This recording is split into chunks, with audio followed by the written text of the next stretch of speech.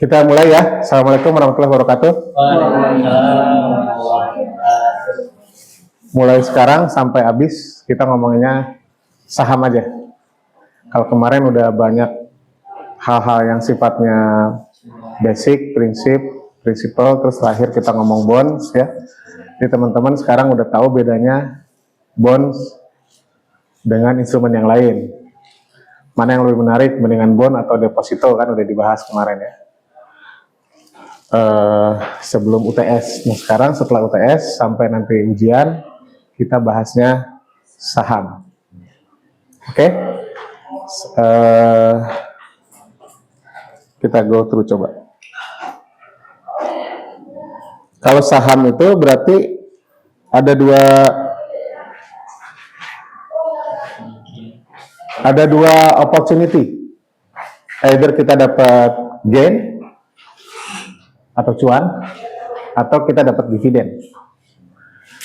Biasanya teorinya sih enak banget ya dapat dua ya. Tapi faktanya biasanya kalau fokus ke gain, biasanya ngasih dividennya kecil. Kalau fokusnya ke dividen, biasanya ngasih gainnya yang kecil. Jadi jarang yang gainnya gede, dividennya juga gede. Ada yang tahu apa itu dividen? Ya. Jadi kalau misalnya saya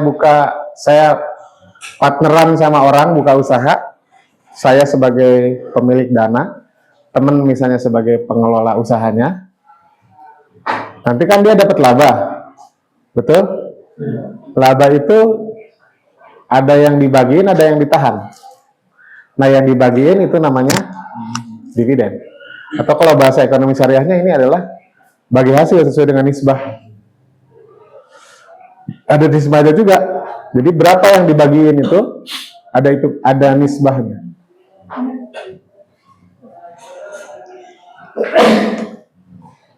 Jadi kalau saya beli saham Telkom misalnya, dan saham Telkom itu bagi-bagi dividen, emang itu hak kita sebagai pemilik saham ya. Sebentar. Halo, ya, assalamualaikum. Hah?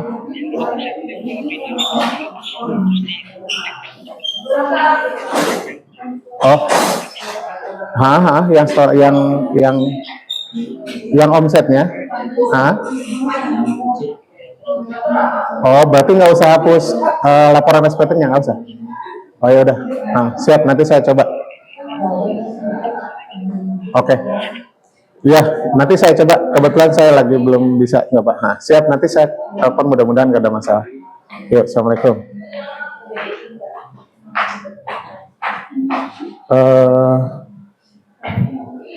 Saya tadi ngomong apa? Dividen ya, oke. Itu gampangnya itu kayak kita joinan sama temen ya. Nah ini misalnya kalau saya beli saham Telkom, kemudian saham Telkom itu bagi-bagi dividen, berarti itu memang hak kita sebagai pemilik perusahaan.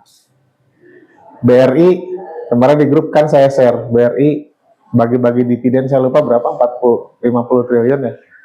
Ya saya terimanya proporsional, saya nggak terima 50 triliun. Kecuali kalau 100% saham itu milik saya ya. Kan saya punyanya cuma selembar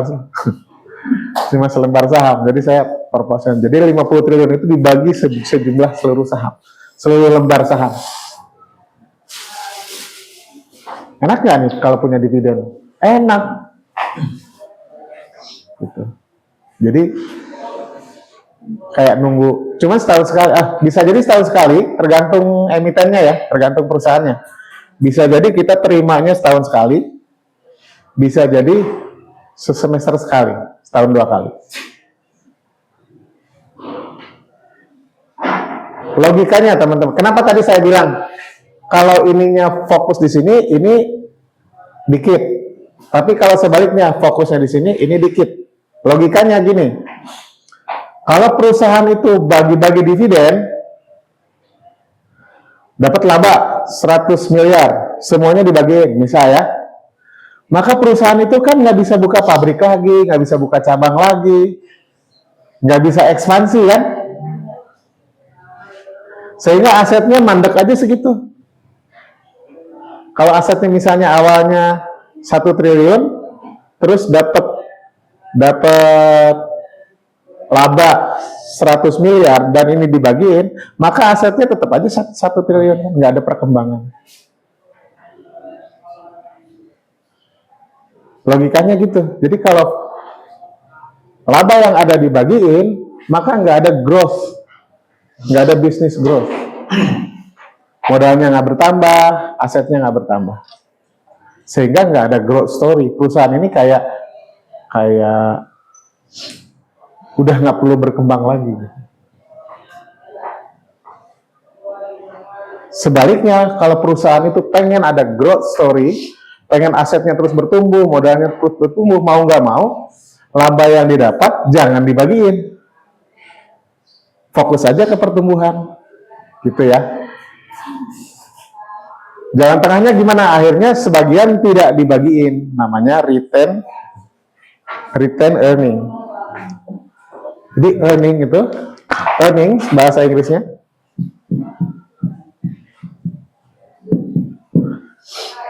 Ini laba bahasa Indonesianya. Itu ada yang namanya retain.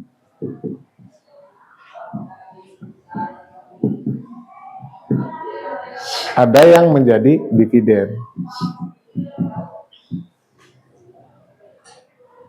Kalau retain earning 50%, dividen 50%, berarti yang dibagiin 50% dari earnings, dari laba. Dibagi jumlah lembar saham, maka jadilah dividen per lembar sahamnya. Kemarin BCA tuh per lembar sahamnya berapa ya? 100 perak kan kalau nggak salah, 150 rupiah per lembar kalau nggak salah, saya lupa. Nah kaliin aja kita punya berapa lembar. Kalau punya 1 lembar berarti kita terima uang 150 perak. Kalau punya 100.000 lembar, kali aja sama ini. Maka kemudian orang-orang itu ada yang strateginya, saya fokusnya ke sini aja deh.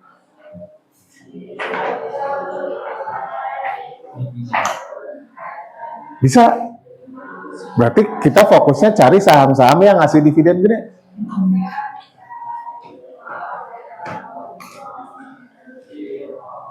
Ada yang masih ingat di grup saya ngomongnya apa tentang dividen-dividen itu?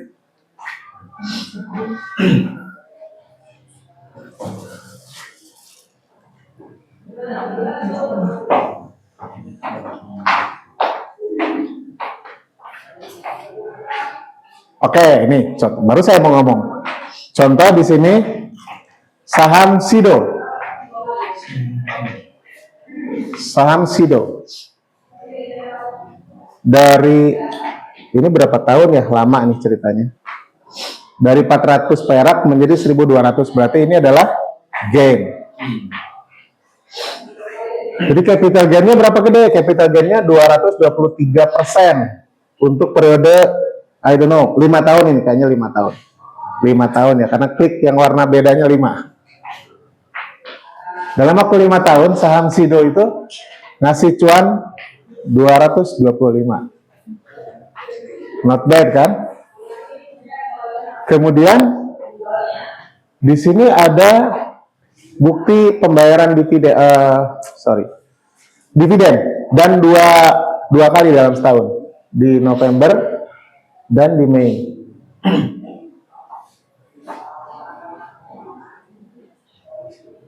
Dihitung, ternyata dividen yield-nya 8-11%. Artinya apa? Dividen yield itu kayak return ya. Jadi kalau misalnya saya, ada yang punya tisu?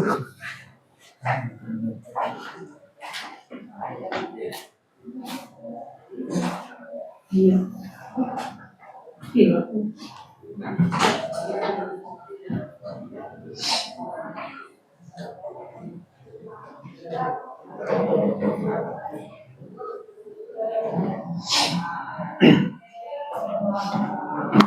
Coba sambil saya jelasin dividen yield, kalian googling atau chat GPT, berapa besar dividen yield BBRI? Dividen yield BBRI. Berapa persen? 3? Oke lah, 3%-an ya. Ini ceritanya kata slide ini, dividen yield-nya Sido itu 8 sampai 11. Misalnya 8. Istilahnya ini adalah dividen yield. Ini dividen yield. Artinya, kalau saya investasi 100 juta, dalam setahun saya dapat 3 juta dividen. Kalau yang ini, saya invest 100, dalam setahun saya dapat 8 juta. So, jadi kalau saya fokusnya ke dividen, carilah saham yang dividen yield-nya tinggi. Cuman, seperti saya jelaskan tadi logikanya, semakin tinggi dividen yield, biasanya potensi gain-nya nggak tinggi. Karena apa? Karena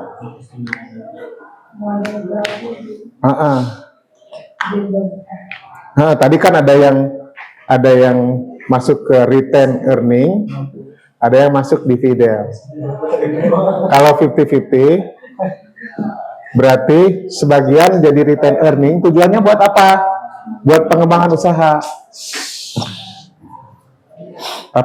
Tapi kalau misalnya retain earningnya misalnya 0 bahkan ya, to be ekstrim, dan ke dividennya 100, maka pasti dividen yield-nya gede. Betul nggak? Dibandingkan 50-50. Masuk akal nggak logikanya? Pelan-pelan ya. Ada saham A, ini saham B. Saham A dan saham B sama-sama menghasilkan laba 100 miliar. Oke? Berapa yang di retain? Misalnya di saham A yang di retail 50%, berarti 50. Retain itu artinya ditahan. Bahasa Indonesianya laba ditahan. 50M ditahan, 50M dibagiin. Oke?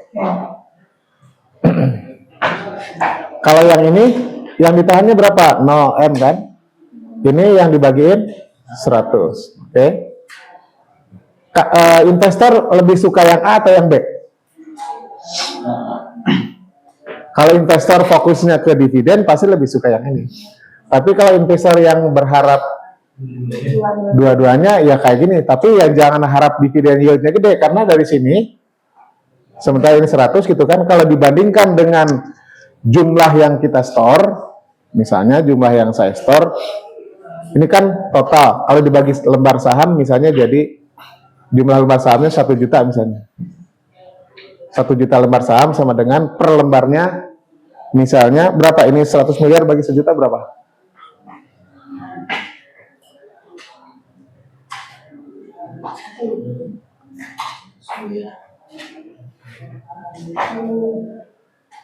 Berapa?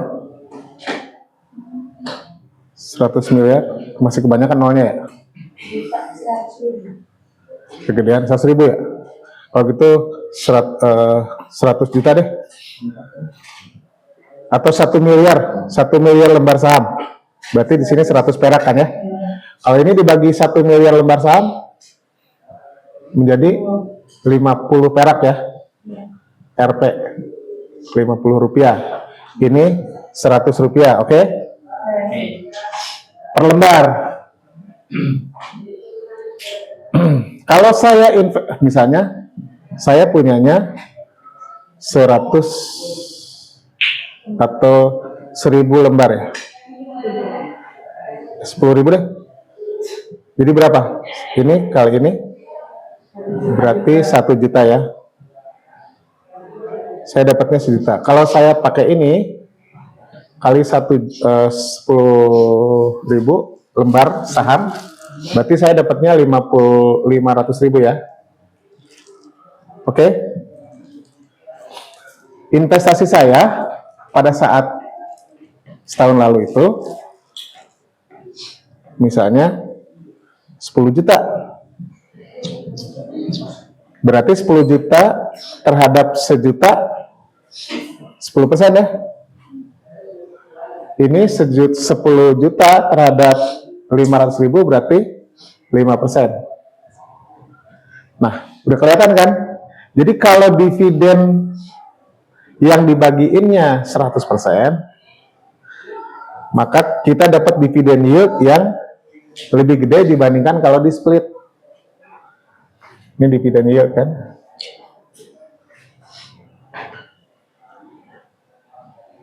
Sampai situ paham kira-kira?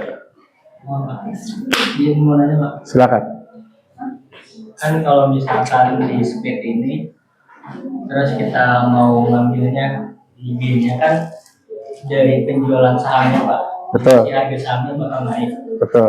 Sedangkan di split terus dividen itu terbagikan 1 tahun sekali atau 1 tahun 2 kali. Ya.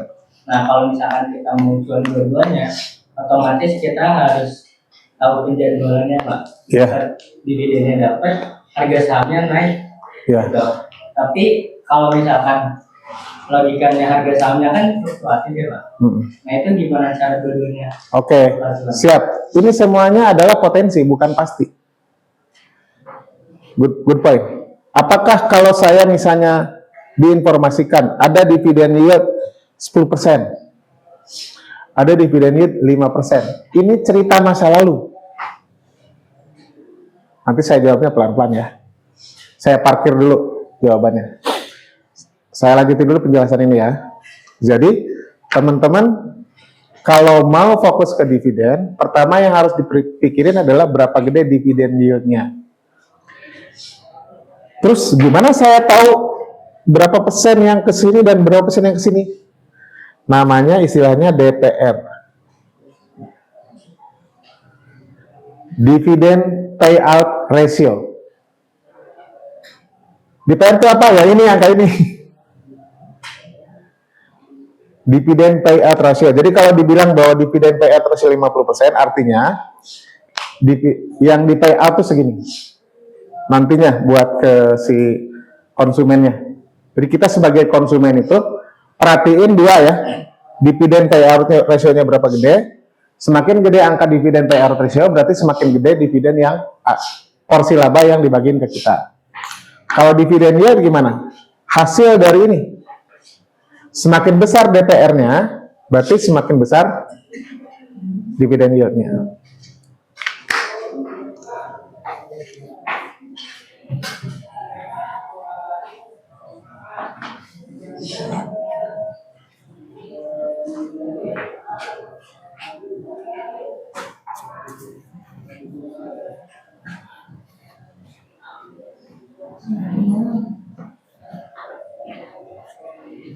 Amin. Kayaknya kalian harus patungan kipas angin ya. Dulu ada bintang loh. Mata. Jadi ada dua istilah yang harus kalian cermati, DPR dan DY. Oke? DPR-nya misalnya 50%, DY-nya misalnya 5%. Oke? Saya dapat info nih, ternyata saham ini DPR-nya 50, DY-nya 5. Lumayan lah 5% daripada deposito, kan mendingan ini dong lebih gede.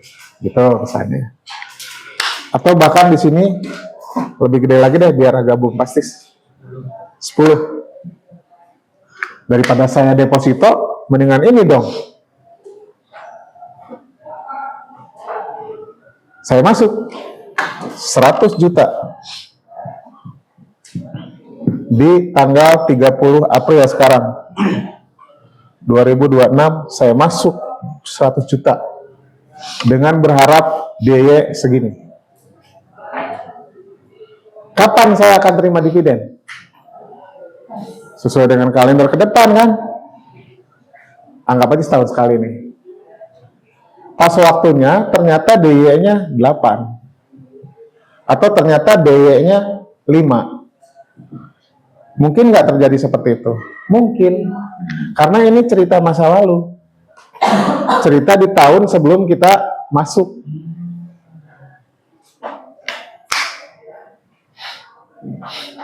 Apakah ada kepastian bahwa masa depan itu juga akan 10% DY-nya? Nggak ada kepastian. Emangnya ada kepastian dia bakal dapat profit? Kan gitu dasarnya. Pastilah Pak ngasih profit. Iya, tapi apakah ada kepastian bahwa profitnya sebesar tahun lalu? Bisa jadi lebih tinggi, bisa jadi lebih rendah.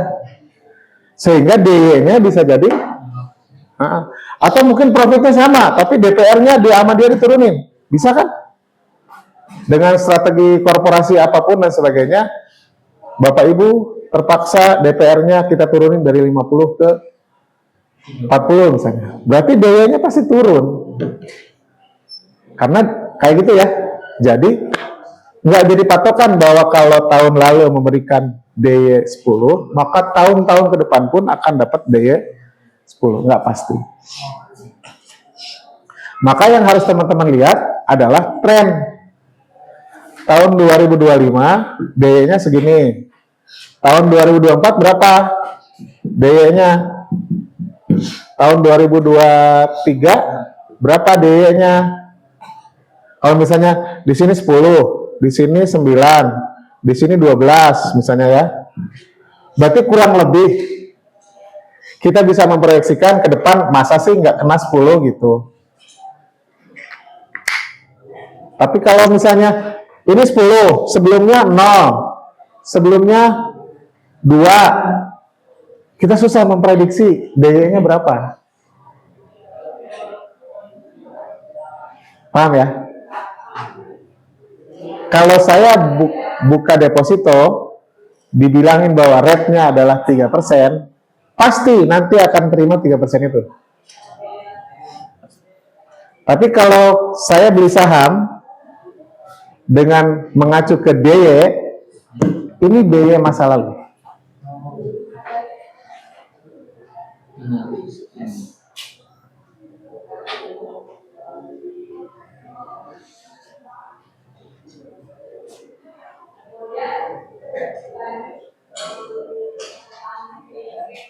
Jadi ini tidak pasti. Apalagi gennya. Gen kan tergantung yang ini ya. Gen yang ini kan tergantung harga saham. Tergantung harga saham ya. Jadi ini tidak pasti. Kenaikan harga saham pun tidak pasti.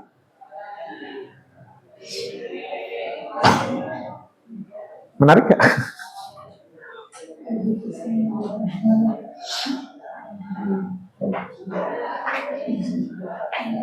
Makanya ini disebutnya bukan risk free, ini bukan aset yang bebas risiko kan? Kalau saya nunggu-nunggu capital gain, saya terekspos pada risiko fluktuasi harga. Kalau saya nunggu-nunggu dividen, risikonya apa? Ya risikonya nggak dapat dividennya karena perusahaannya misalnya operasionalnya lagi nggak bagus profitnya, sehingga yang tadinya kita berharap dividen saya nggak dapat. Tentu juga berarti dapat. Enggak. Obligasi. Silakan kalau pengen yang aman-aman aja, cari obligasi.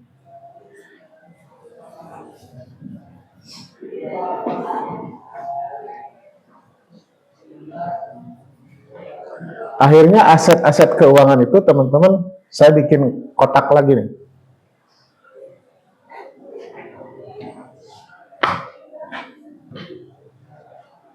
Empat kotak lagi. Doyan banget bikin kotak. Ada yang low risk, ada yang High risk. ada yang liquid, ada yang non liquid. Low risk liquid, contohnya apa? Deposito.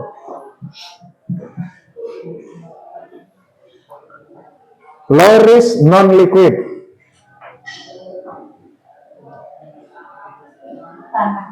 Ya, properti. Tanah, sawah, ada ya. High risk liquid. Saham. High risk non liquid. Ada nggak ya? Kayaknya jangan. Ngapain masuk? Udah high risk non liquid pula.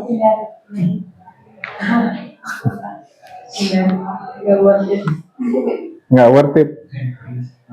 High risk non liquid. Ada nggak contohnya ya? Pinjol bukan investasi. Sukuk kira-kira mana sukuk? Obligasi. Iya, masuk kategori yang mana? Lauris. Ini sukuk ya, atau bond ya. Kalau ada duitnya saya mau beli. Reksadana saham, Lauris. saham. Oh. Reksadana saham di sini. Reksadana pendapatan tetap, RDP di sini. Campuran? Campuran. Kalau karena saya nggak ada tengah kan cuma dua kan. Campuran. Mas? Mas tuh low risk apa high risk ya? Low risk ya? Low risk ya? Mas. Kripto? Liquid nggak?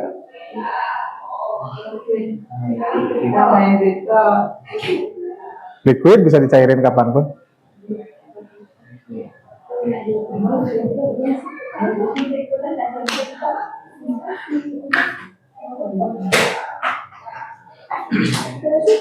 High risk non liquid buat saya ini bisnis. UMKM sini. Maka jangan macam-macam sama UMKM. High risk non liquid. Saya buka termasuk pertanian cabai kan. Uang 200 juta masuk. 2 minggu lagi mau saya cairin kan nggak bisa. UMKM ya, atau sektor real ini masuk ke sini. High risk non liquid. Jadi teman-teman harus paham peta ini. Terserah seleranya di mana. Nggak ada yang lebih bagus di antara satu sama lain. Karena masing-masing ada kelebihan dan kekurangannya. Ini yang ini kelebihannya apa?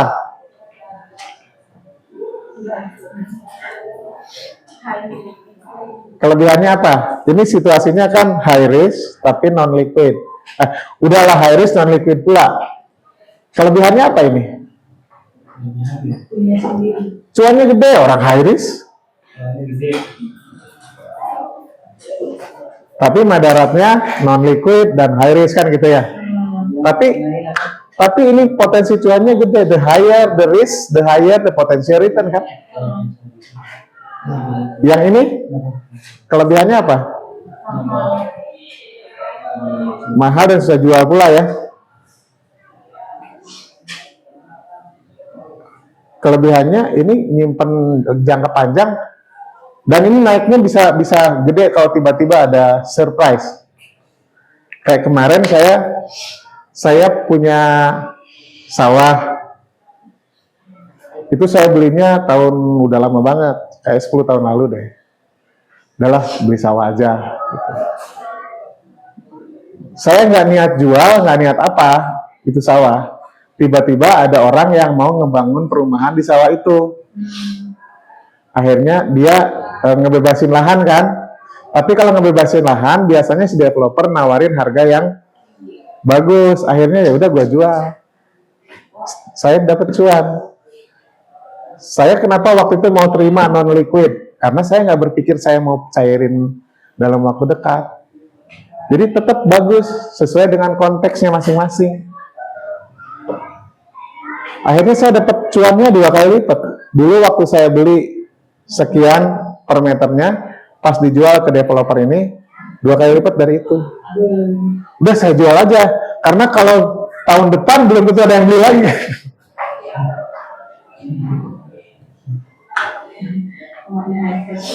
Jadi masing-masing itu ada kelebihannya.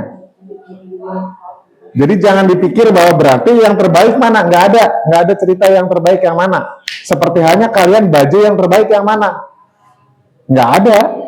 Kalau di rumah yang terbaik cuma kaos oblong, gitu kan? Tapi kalau lagi ke pengajian masa pakai kaos oblong? Jadi tidak ada instrumen investasi yang terbaik. Yang terbaik adalah yang cocok dengan profil masing-masing dan cocok dengan goalnya, tujuannya apa. Yang penting kita tahu bahwa saham ada di kotak ini, sukuk ada di kotak ini, properti ada di kotak ini, bisnis, pertanian ada di kotak ini.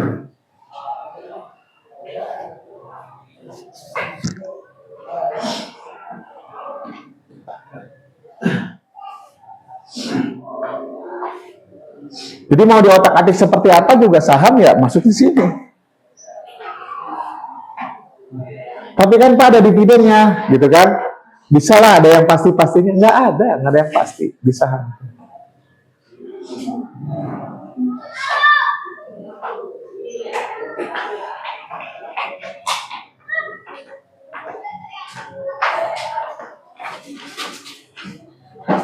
Lagi boleh Pak? Silakan. Ya, tadi kan bahas dividen sama target ya Pak. Ya. Kalau misalkan kita mau memaksimalkan keduanya Pak, jadi kan kalau target itu dari kenaikan harga saham. Betul. Kalau dividen itu bagi-bagi si perusahaan. Betul. Nah, kalau misalkan mau di keduanya untung, tapi kita kan harus menjual saham kita dari capital gain supaya cuan. Oke. Nah, terus dividennya itu gimana Pak? Kalau Hilang. Hilang dividen. Jadi kalau misalnya belum waktunya bagi-bagi dividen, sama kita sahamnya dijual. Karena lagi naik capital gain. Iya. Jadi saya dapat capital gain. Apakah saya dapat dividen? Enggak. Karena kita sudah bukan sebagai pemilik saham lagi. Kecuali modal yang kita tampilin gede ya Pak, misalkan setengah. Oh, kecuali ya setengahnya dijual. Sehingga nanti pas ada pembagian dividen masih kita dapat. Atau jangan jual dulu sebelum tanggal pembayaran dividen. Contohnya ini kan ada tanggal pembayarannya itu di bulan April, Mei, atau Oktober, November. Kalau misalnya April, Mei contohnya ya. Sekarang kan April nih. Bagi-bagi, jangan dijual dulu. April, Mei, nanti di bulan jualnya Mei, Juni, dan sebagainya. Dan biasanya memang suka ada spike harga gitu, menjelang bagi-bagi dividen itu orang pada beli. Nanti setelah dividen dibagiin, harga turun.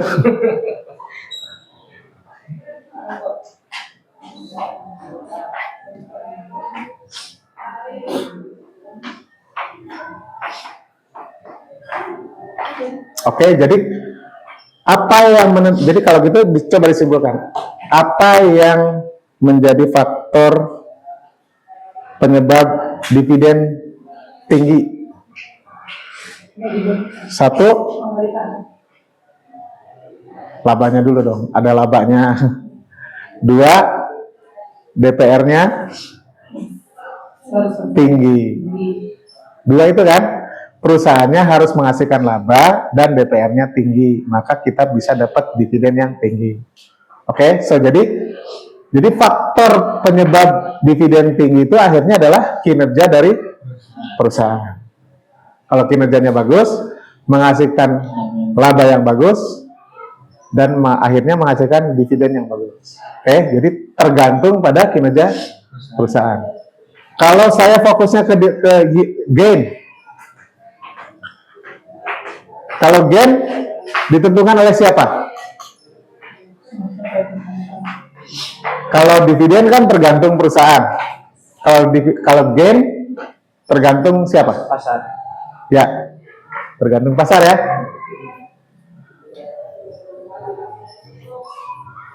Kasih deskripsi lebih jauh.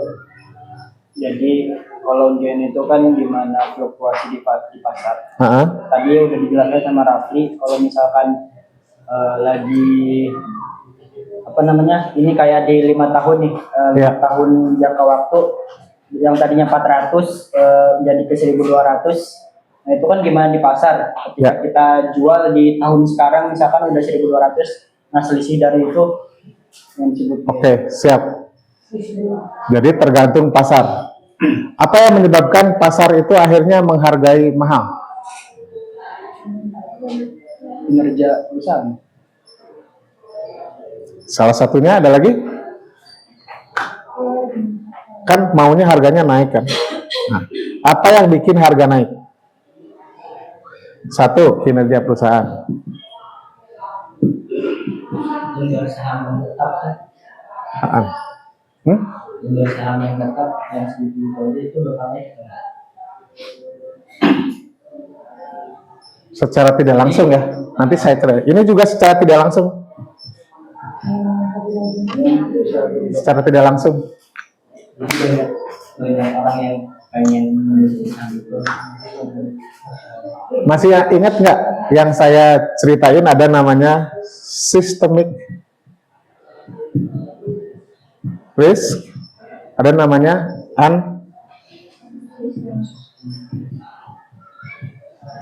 ada 2 jenis risiko. Masih ingat? Siapa yang masih ingat? Ini mengacu ke sini. Bahasa lainnya adalah faktor fundamental perusahaan. Tergantung kinerja perusahaan, artinya you are referring to unsystemic risk. Mata kuliah apa saya ceritain ya? Hah? Mata kuliah ini ya? Oke. Tapi ada juga systemic risk. Systemic risk itu apa? Ekonomi makro. Marketnya ekonomi makro. Makro. Atau marketnya. Ini marketnya, ini emitennya. Jadi yang menyebabkan harga naik itu karena market. Karena market itu maksudnya ya kondisi pasar keuangan secara umum ya. Yang ini dipengaruhi oleh ekonomi makro. Suku bunga naik, nilai tukar turun, Selat Hormuz ditutup, ya. Jadi ini faktor-faktor yang sifatnya nggak bisa kita kontrol. Cuma Purbaya yang bisa kontrol. Jadi ada 2 faktor yang menyebabkan harga ini naik atau turun. Satu, kinerja perusahaan, itu betul tadi. Kalau saya pakai bahasanya lebih akademik, unsystemic risk. Yang satu lagi adalah systemic risk, sistem keuangan yang menyebabkan kita jadi kena batunya. Kinerjanya bagus nih, dapat profit, ya. Pertumbuhan modalnya juga kencang, utangnya sangat kecil, sangat sehat. Tapi suku bunga sama negara naik 2 kali lipat. Apa dampaknya terhadap harga saham? Turun meskipun fundamental dia bagus.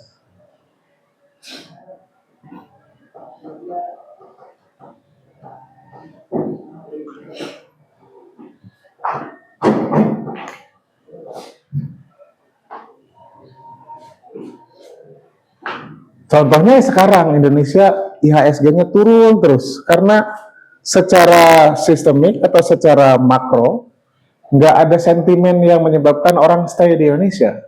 Udah kehajar sama MSCI, udah dikasih negatif outlook sama beberapa pemeringkat ya, S&P, Moody's yang pernah saya cerita di pertemuan sebelumnya. Jadi gloomy iklim investasi Indonesia. Jadi event perusahaannya bagus, BRI mencetak laba, bagi-bagi dividen 50 triliun, tetap aja saham BRI nggak bisa naik.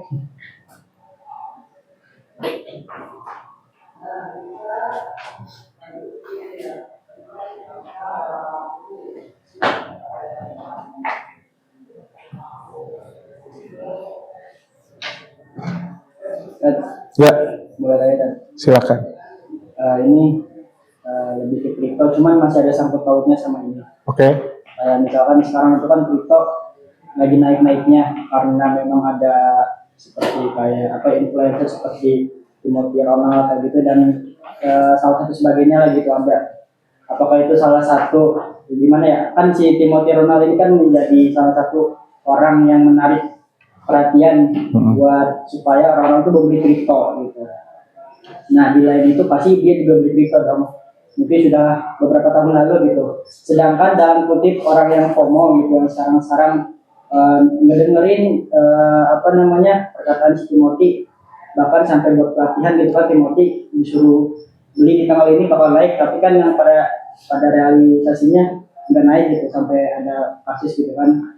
Nah apakah itu disebut salah satu sistematik atau unsistematik? Enggak, bukan. Berarti. Itu kategorinya pom-pom. Jadi kayak apa ya, market practice yang ini kan kayak kalau perilaku market baik-baik aja ya. Di luar ini sebenarnya ada risiko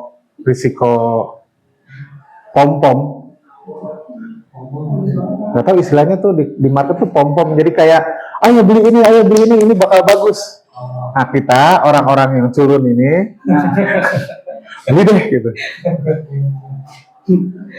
Kalau di saham itu istilahnya bandar. Jadi ada yang ngebandarin, maksudnya kan harga naik bisa digerakin gitu. Nah kenapa sampai begitu? Nanti saya ceritain kasusnya Indonesia ya. Kenapa harga saham bisa digerakin nanti naik ke atas? Nanti saya turunin deh. Jadi kayak ada penguasa, istilah kerennya market maker. Jadi ada yang kalau saya maunya harganya naik, gagah banget kan, kayak superhero. Itu bahasa kerennya market maker, bahasa sehari-harinya bandar. Nah ini si bandar ini kan perlu influencer, perlu buzzer. Misalnya ini saham ABC ya, saya ngebandarin saham ABC. Semua ditakut-takutin harga saham ABC ini pasti jelek karena ternyata perusahaannya mengalami kerugian, ternyata perusahaannya terjadi dan sebagainya. Sehingga orang-orang pada takut, apalagi dipom-pomin nama ini. Sehingga harga turun. Pada saat harga turun si bandar ini masuk. Oke, setelah masuk ini masuk lagi. Nanti berapa kemudian sama dia ditaikin lagi kasih berita-berita bagus. Nah, si influencer sama si buzzer ini tukang ngepom-pomin itu diminta oleh si bandar suruh jadi buzzer, suruh jadi influencer supaya naikin harga. Nanti kan si bandar ini jual di sini. Nah, ini prakteknya yang tidak sesuai syariah. Nggak pakai landasan ilmu. Karena menyiasati pasar. Mungkin masuknya ikhtikar atau masuknya penipuan atau kezoliman, jadi ini tidak sesuai syariah. Nah pertanyaannya, kenapa terjadi fenomena pembandaran?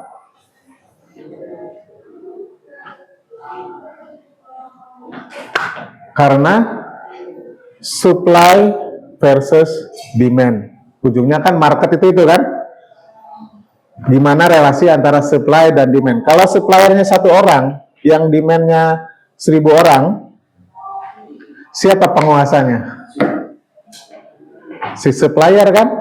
Kalau saya misalnya jadi bandar, yang lain jadi pembeli saya, maka saya jadi bandar. Atau dibalik, suppliernya 1000, yang beli cuma 1, maka saya yang menentukan harga. Nah, di Indonesia itu jumlah supplier sama jumlah buyer itu dikit. Jumlah orangnya ataupun jumlah duitnya dikit. Sehingga gampang banget dimanipulasi atau didikte. Kata ini kalau begini nih, si supplier 1, si demander, si bayarnya 1.000, maka harganya bakal naik apa bakal turun? Naik, orang banyak yang mau. Tapi kalau sebaliknya, yang demand 1, yang butuh, yang mau jual banyak, salah kebalik ya. Kalau yang jual banyak, yang demand 1, maka harga bakal turun karena yang butuh cuma 1 orang, sementara yang mau jual banyak. Sebaliknya, kalau yang supply 1, yang demandnya banyak, maka harga bakal. Kenapa terjadi begini? Yaitu market Indonesia masih belum banyak playernya, maka terjadi bandarmologi.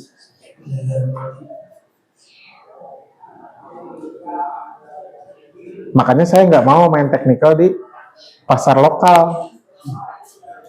Jadi ilmu statistiknya nggak jalan. Ilmu teknikal nanti di pertemuan berikutnya itu jadi nggak jalan. Ilmu fundamentalnya jalan nggak? Ilmu fundamental sih tetap jalan. Cuman ilmu teknikal nggak jalan.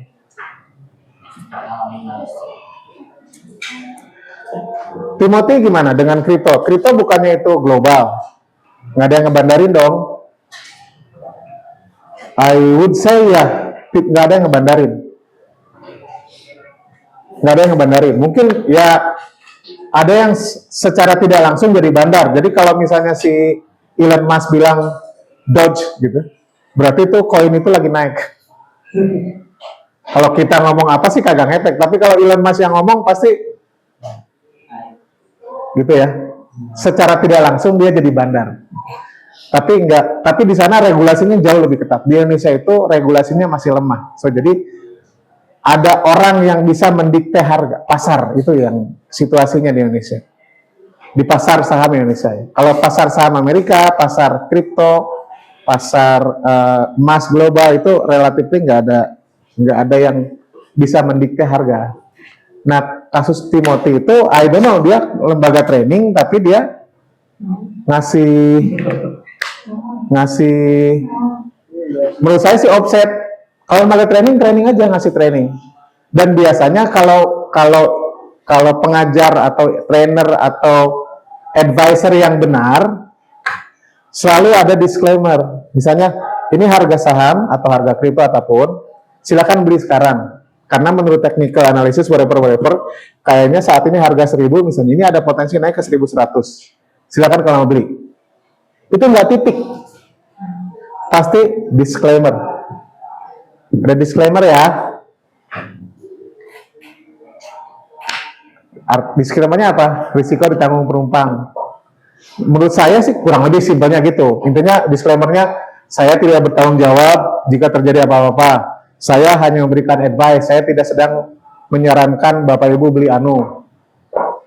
Bahasanya gitu, bahasa kata-kata disclaimernya tuh. Tapi simpelnya, silakan decision lu sendiri. Gitu. Nah, Timothy nggak tahu, kayaknya menurut saya sih terlalu offset. Kalau dia seorang trainer, harusnya tidak sampai maksa orang beli. Seconfident apapun kenaikan harga satu instrumen, kita sebagai advisor, sebagai konsultan, sebagai trainer tidak dalam kapasitas untuk nyuruh orang beli. Kalau nyuruh, relasinya udah bukan relasi advisor dengan atau trainer atau konsultan atau coach atau apapun. Karena sebatas kita hanya ngasih advice, sebatas ngasih coach.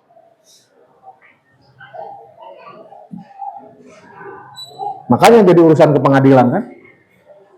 Si Timothy, urusan ke kepolisian. Gara-gara itu juga influencer akhirnya harus disertifikasi. Kan nggak sembarangan kata negara. Siapa yang ngasih advice keuangan itu nggak sembarangan.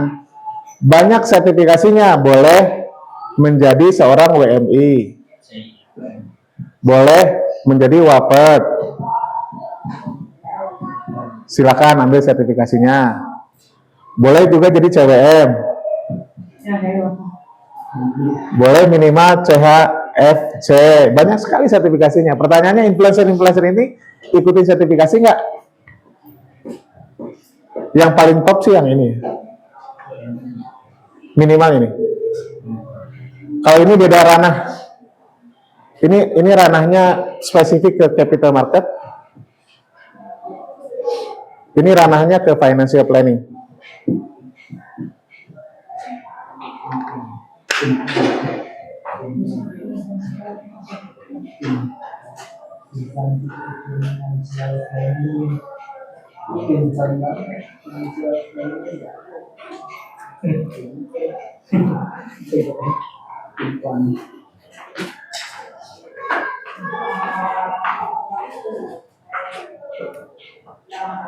Oke.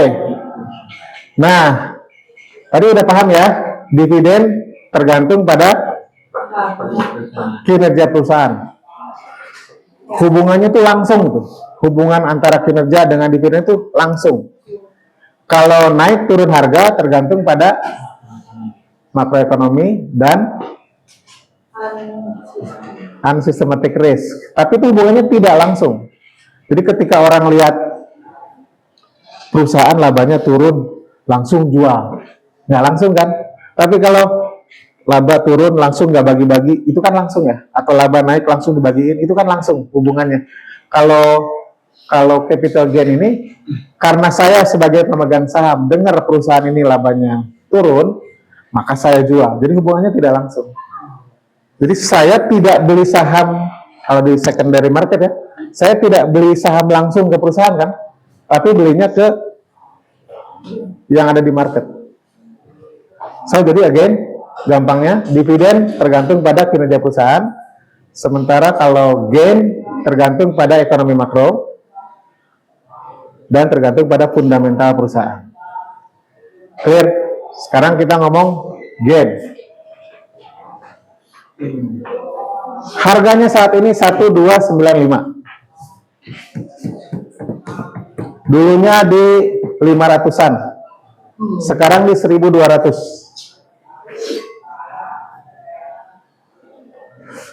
Apakah SIDO harga sahamnya saat ini tergolong kemurahan atau kemahalan?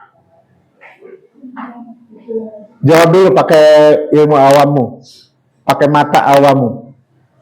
Ini harga dulu segini, naik, terus flat, naik, turun, terus naik lagi. Sampai di print screen harganya 1200. Pertanyaannya, harga ini harga kemahalan atau kemurahan?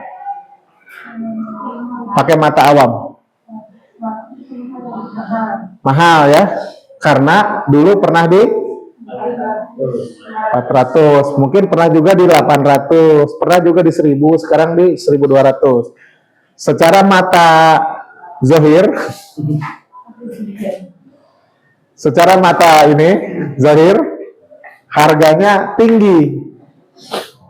Dengan situasi seperti ini, kita mau beli apa enggak? Ketinggian ya. Oke. Jangan lupa, nanti di saham itu ada mata batin. Jangan terjebak pada mata zahir. Mata najwa.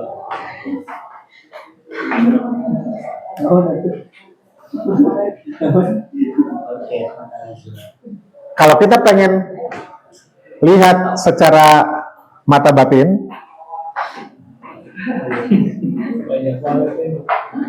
ilmu yang dipakai ini, valuasi. Valuasi. Atau kadang sering disebutnya fundamental analysis. Ini kacamata yang harus dipakai. Jangan pakai mata zahir, tapi pakai mata itu.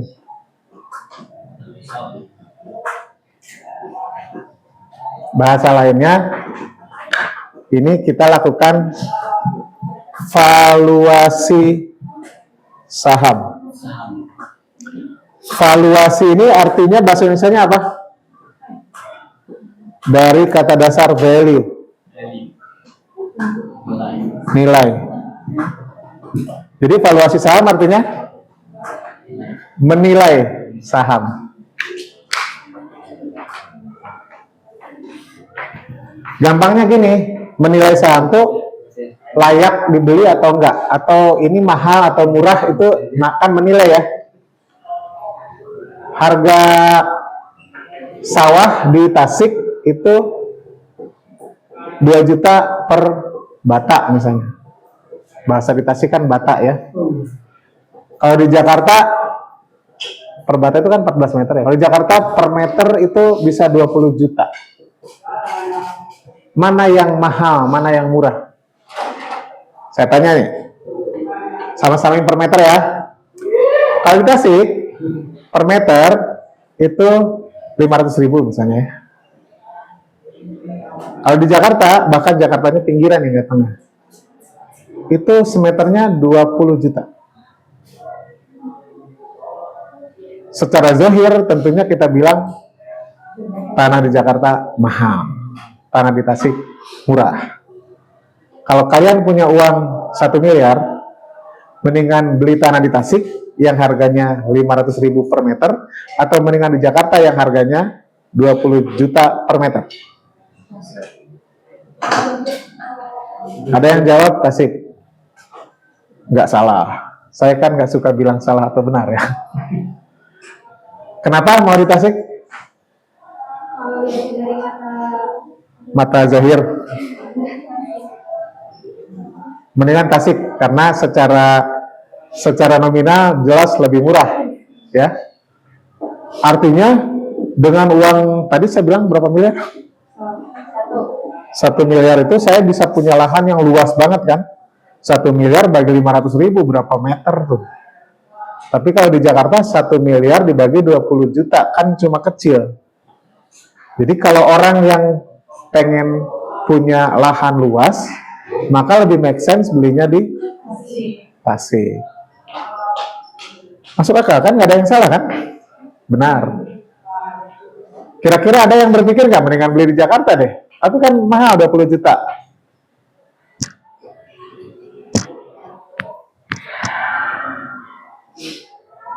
Ada yang berpikir gitu?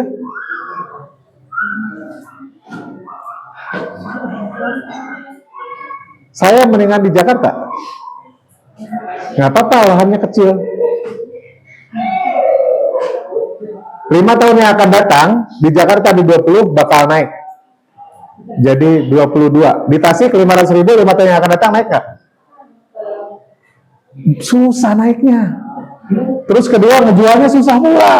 Kalau Jakarta mah banyak, kalau gua jual kayaknya di pasang plang juga bakal ada yang beli.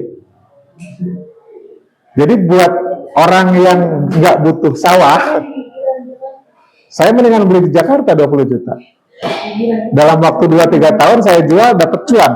Tapi kalau di Tasik 500.000, saya jual 5 tahun yang akan datang, belum tentu ada yang mau beli dan belum tentu harganya naik. Saya jadi mending kemana? Akhirnya tergantung kebutuhan masing-masing kan. Kalau secara murah, murahan yang mana? Murah pakai valuasi, bukan murah secara zahir loh. Murah secara valuasi Jakarta, karena ada potensial growth.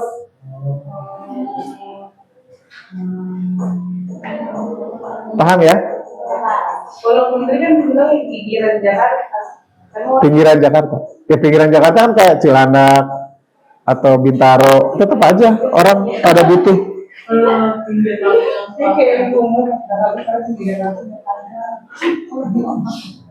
Ya maksudnya bukan di Sudirman, Tamrin, kalau itu sih 50 juta, 100 juta per meter. Anyway, jadi teman-teman jangan hanya lihat nilai secara nominal, tapi lihat pakai kacamata yang berbeda. Nah ini kalau dalam saham, itu gunakan fundamental analysis untuk melihat behind the scene, harga yang hakiki.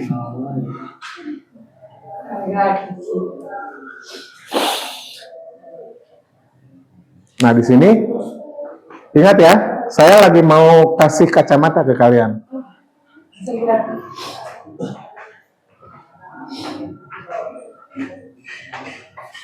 Konsep dasarnya valuasi saham. Saham menggunakan dua, PER sama PBV.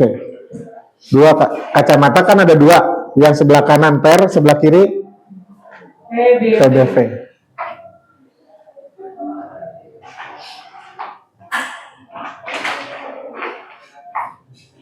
Ada juga yang metodenya equity bond method. Ada juga yang metodenya menggunakan dividend model. Tapi nggak usah lah. Di sini ada 4 nih, ada PER, ada PBV, ada equity bond method, sama ada dividend model dengan berbagai variasinya. Nggak usah, cukup 2 aja ini.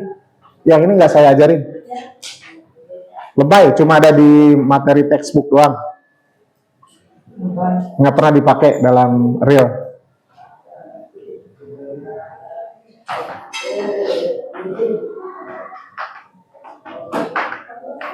Jadi nanti kalau teman-teman dengar istilah PER-nya, PBP-nya, berarti udah nyambung ya. Ingat, PER PBP ini adalah kacamata yang saya kasih ke kalian untuk melihat valuasi saham.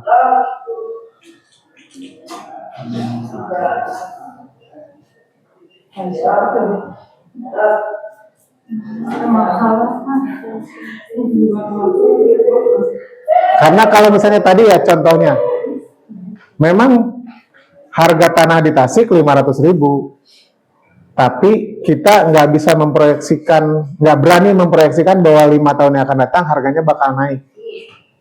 Jangan-jangan flat terus aja 500. Sementara kalau di Jakarta 20 juta, itu kita punya proyeksi kayaknya 5 tahun yang akan datang bakal naik. Itulah PER sama PBV.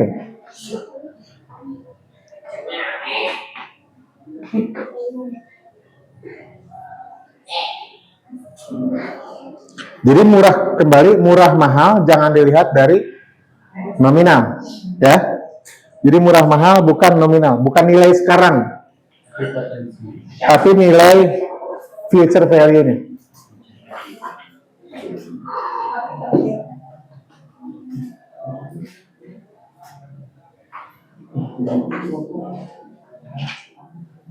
Nah, tokoh terbesar di ilmu fundamental ini namanya Benjamin Graham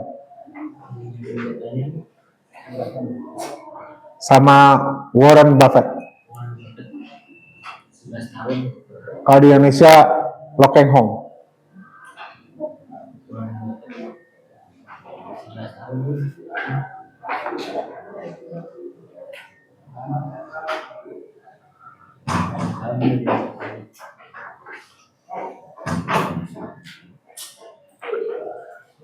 Nilai intrinsik merupakan nilai sebenarnya atau seharusnya dari suatu keuangan, dalam hal ini adalah saham. Calon investor menghitung nilai intrinsik saham untuk memutuskan strategi investasi. Yang dilihat adalah nilai intrinsik, bahasa lainnya ya. Jadi secara nilai intrinsik ini beda, jangan dilihat nilai nominal. Saya kasih contoh, apa sih intrinsik sama nominal bikin pusing? Nah, gampangnya gini deh. Kalian pegang uang 100.000 nggak sekarang? Tulisannya kan 100.000 kan? Itu nilai nominal. Atau yang 2.000 perak, ya, itu juga nilai nominalnya adalah yang tertulis di lembar kertas itu, 2.000 perak. Nilai intrinsik apa? Nilai sebenarnya kertas itu. Kira-kira kertas itu nilainya nyampe 2.000 nggak? Atau yang 100.000 itu sebenarnya nilai intrinsiknya berapa? Nilai kertasnya, biaya cetaknya, HPP-nya lah gitu. Paling juga berapa kan? Jadi nilai intrinsik tidak sama dengan nilai nominal. Kecuali kalau emas, dinar, dirham, nilai intrinsik sama dengan nilai nominal, atau nilai nominal sama dengan nilai intrinsik. Kalau lembar kertas sahamnya, uang kertas yang kalian pegang, itu nilai intrinsik lebih rendah daripada nilai nominal. That's why harganya naik turun. Lebih rendah dari Hmm? lebih rendah dari Pak. Nilai rate intrinsicnya lebih rendah. Gampangnya gini, nilai rate intrinsic itu apa? Nilai HPP dari pencetakan duit itu. Nggak mungkin nilai cetaknya 100.000. Kayak kertas monopoli. Beda-beda tipis lah nilai uang rupiah dengan nilai uang monopoli. Nilai intrinsiknya sebenarnya nggak jauh-jauh. Sama-sama kertas kan. Bukan misalnya ini terbuat dari sutra kan, enggak. Atau terbuat dari kertas berlapis emas kan, enggak. Itu kertas biasa aja, kalau dibakar ya Ya, angus. memang kan. Nggak ada nilai intrinsik yang gimana-gimana sehingga harganya worth 100.000 gitu. Paham ya? Jadi ada nilai nominal, itu nilai zohir, nilai yang secara nominal tertulis angkanya 100.000. Tapi ada nilai intrinsik, yaitu nilai senyatanya. Senyatanya.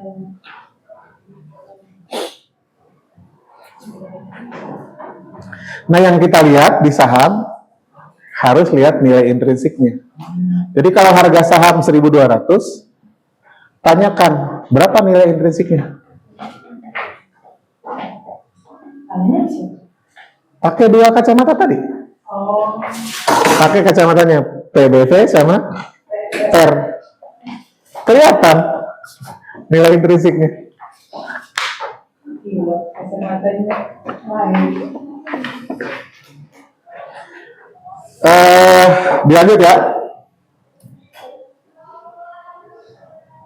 Karena waktu saya jam 11 saya ada nge-zoom.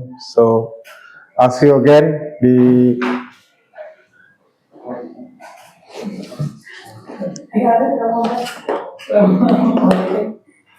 I'll see you again di pertemuan minggu berikutnya ya. Ini baru spill sedikit. Semakin ke sana semakin menarik lah.